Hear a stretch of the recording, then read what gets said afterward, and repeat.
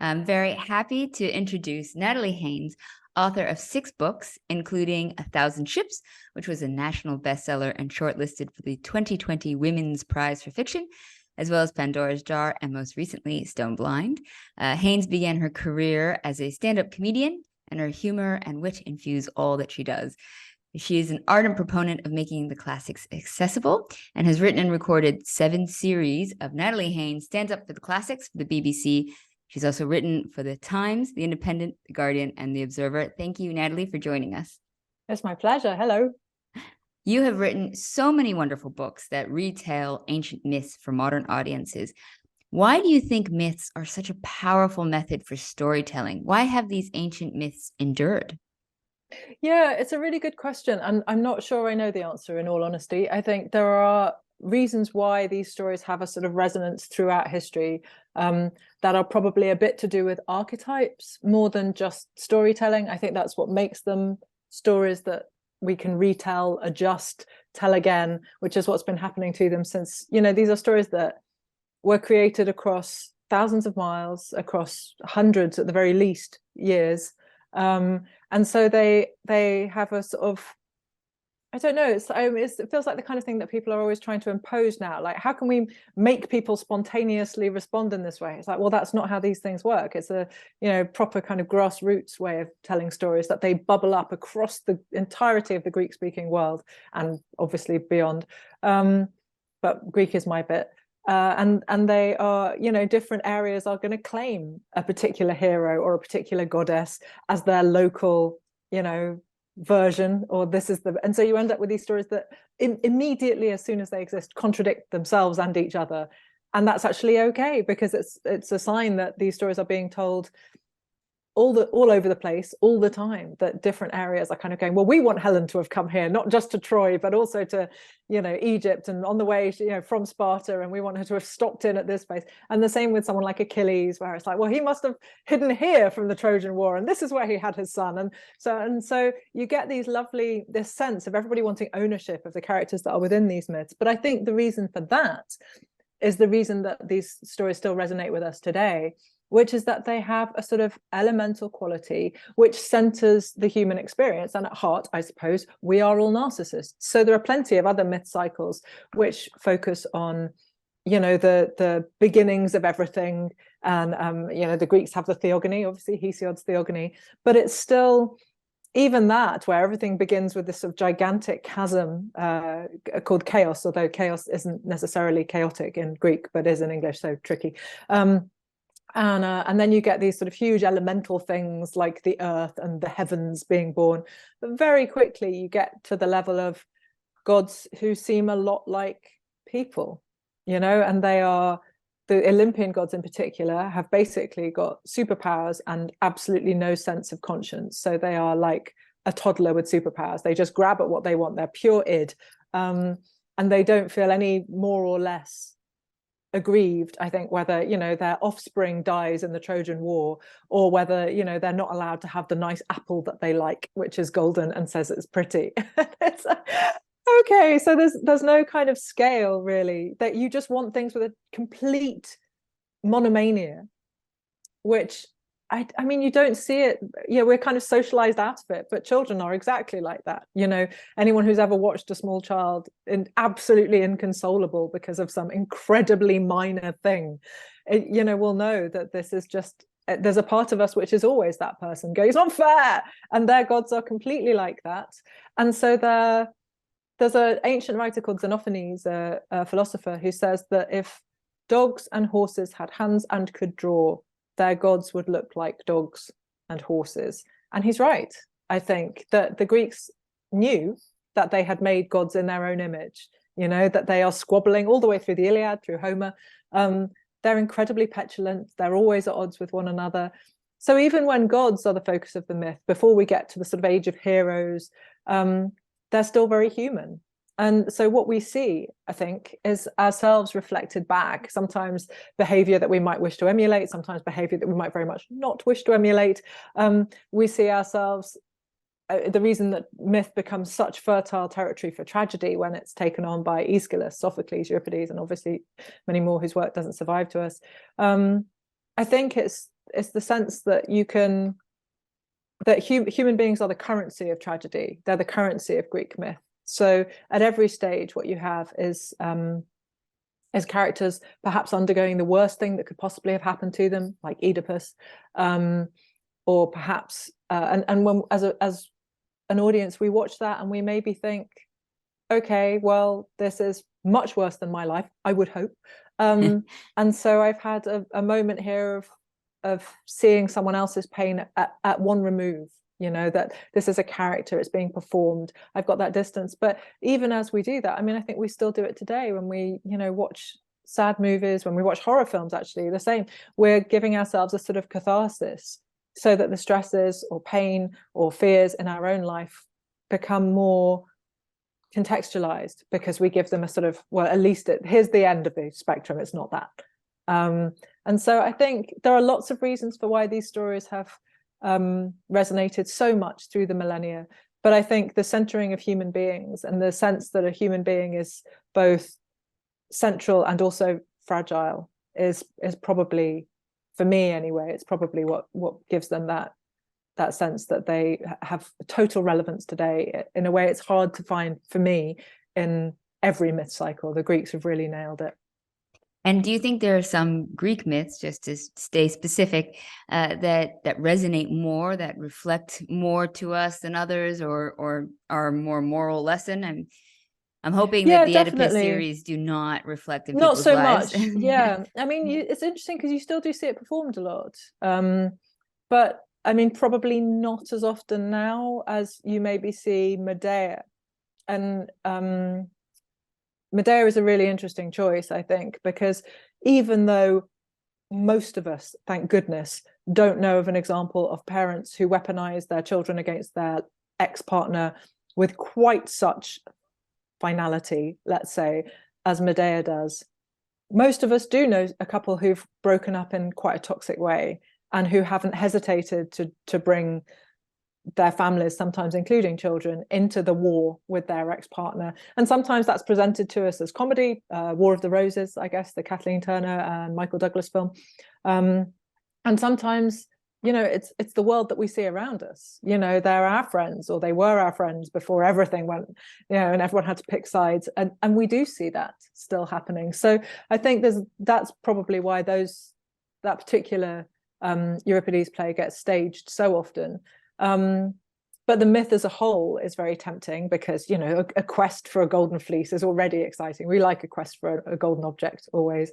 I guess I hadn't realized until I sort of embarked on her novel that Medusa would have the same kind of quality, because to me she seemed quite unusual in Greek myth, and that we all know who she is. You know, she's instantly recognizable, and yet there aren't actually that many literary sources that preserve her story. We've got loads of vase paintings, so she is visually iconic in its literal sense, rather than maybe narratively iconic until a little bit later. You know, we have earlier sources than Ovid, although Ovid is the longest version. We have, you know, Pindar and a brief mention in Hesiod. So there are earlier sources, but mainly it's vase paintings. It's like, oh, okay. And yet having written Stoneblind, having written the version of her story which looks at her kind of the full picture of her, I hope, or at least a lot more of it, of her being a survivor of sexual assault and so on. It's like, oh, that turns out to be incredibly resonant now in a way I would obviously much prefer it not to be.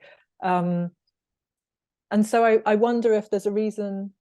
I wonder if the reason that we're coming back to these stories with women at the center is because historically they've been told with men at their center. You know, historically we've been told that the story of Medusa is the story of Perseus, even though she exists, at least in terms of vase paintings and sculptures and so on, before he exists. We can identify her long before we can identify him.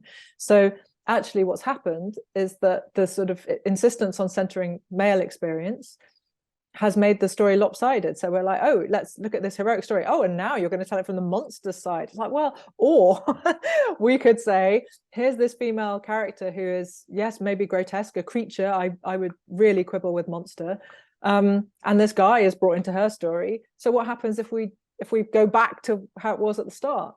And I'm really interested in kind of claiming these stories by trying to go back to the Greek and say, okay, well, what happened here? and then what happened to the story that made it go over there and have its focus over there. But it's really easy, I think, for people to assume that stories always have men at the center because so many have for so long. But it's actually not true, and it's certainly not true in the ancient world. The example I always give, and I will probably never stop, is that Euripides wrote 8 tragedies about the Trojan War which survive to us today, and of those 7 have women as the title characters. 7 out of 8. He knew that if you wanted drama, not epic, that's fine, we've got that covered with the Iliad. If you want drama out of the Trojan War, you need to come off the battlefield and into personal relationships, and that means putting women at the center, and he did 7 out of 8 times.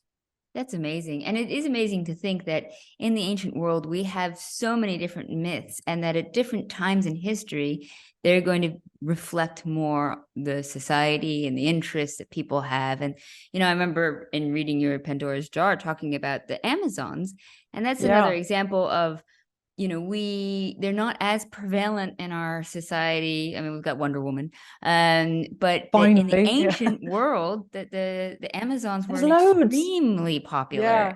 And so, we need to bring back the Amazons. I mean, absolutely. it's time. Why did we lose interest in amazingly cool warrior women who are highly armed, wearing really cool, super skin tight trousers and riding on horses? How was this ever not cool? I just don't understand. So no, and their outfits, I mean, in the vases are epic. So gorgeous. Yeah, they wear the nicest clothes. And the very high-minded Professor Edith Hall and I made a radio program, an episode of Stand Up for the Classics, in fact, so you can hear it as a podcast now, about Amazons in series, I can't remember, 5 or 6, one of the ones, 6 or 7 rather, one of the ones we did during lockdown. And I mean, we are 2 high-minded women, I would say, and it takes us about 2 minutes to start squealing about how great their boots are. It's like, what can you do? Amazons just are cool. There it is. Yeah, well, that makes them relatable and human and, just interesting. But so you were mentioning before about all these different versions. I wonder if that's with regards to the power of storytelling, something that people often worry about, that it decreases the value of the story and the myth because they don't know which one's the real one. Yeah. And it's frustrating, I think, when you want there to be a real one. And I wonder if I sort of half have this thought, and I haven't researched it enough to be able to kind of commit to it. But sometimes I wonder if it's because we tend to be introduced to these myths as children. And as children, we approach a story wanting to know, for want of a better phrase, the right version. And anyone who's ever read a story to a child and tried to skip a page because it's boring will know exactly how unpopular that choice is with somebody who's like, no, I want it the right way. I want it the same way it was yesterday. And I completely understand that. There's something really appealing about certainty in story. But there isn't an original version of any of these myths because they are all bubbling up across the whole Greek world across a really long time, literally centuries. And you can see it in action inside, the Odyssey, where Odysseus and Penelope, Telemachus, they keep hearing bards singing about the Greeks at Troy. He is one of the Greeks at Troy. He's part of the myth as it's being made. And these versions of the myth, his myth, are being told when he's in the room, incognito. And so these stories really are bubbling up around the people, who seem to be at their core within a story that we would now see as an original version, because we don't have much that's earlier than Homer. But of course, the version of Homer that we have isn't the original version. It was an oral composition. The version that we have was codified by editors under the orders of Pisistratus at the start of the 5th century, end of the 6th century BC, I think. So there is no original version. And the nice thing is, it means these stories are endlessly flexible, I think. I once saw a production of Oedipus Tyrannus, Oedipus the King. And in the first half, they played it straight through, basically the Sophocles. So, spoiler alerts heading, man discovers that he has killed an old man at a crossroads some years earlier, and it turns out that shock horror, it was his father all along, and incidentally, the woman he married was married to that. Anyway, so it was great, and they did a really good job of it. And then the second half, I hear what you're saying, a second half of a Greek tragedy. No, I know, I was surprised too. But the second half, they went back and said, let's start this story again and see what happens if, at the place where 3 roads meet, instead of there being a road rage incident and this young man killing this rude old man who outnumbers him, he's got people with him, and then this young man is alone. But instead of that, what happens if they have a conversation? What happens if they find out who they are? What happens if they find out who they are to each other? What happens if they find out why there might be some nefarious power that wants them to meet and have this disastrous encounter that they were supposed to have, the version that they had in the first half. And you know what? It was amazing. It was just amazing. And so all the time, when I wrote The Children of Jocasta, which was my first kind of Bronze Age set novel, I kept thinking, I've seen a production of Oedipus where he didn't kill his dad, or marry his brother, and it was still great. So do you know what? No matter what I throw at this myth, it'll be fine. You know, we have this incredibly proprietorial attitude, I think, to culture that we love, which in a way is beautiful. You know, you want people to feel ownership to stories that they find, especially when they're young.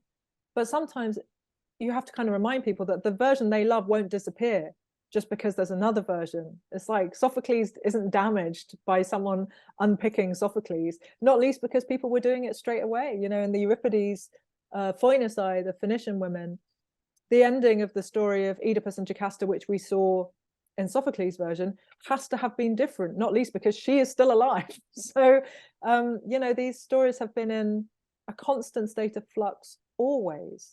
And that's that they're so flexible, and yet their architecture is so steady that they can survive pretty well anything, I think.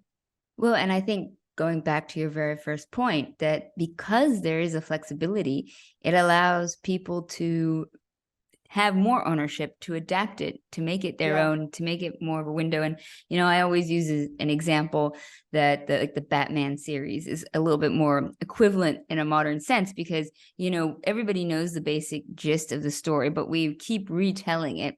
And each version kind of shows a little bit more, whether it's the 80s, the 90s, or the noughts, and whether we focus it on the Joker versus on Batman, like that.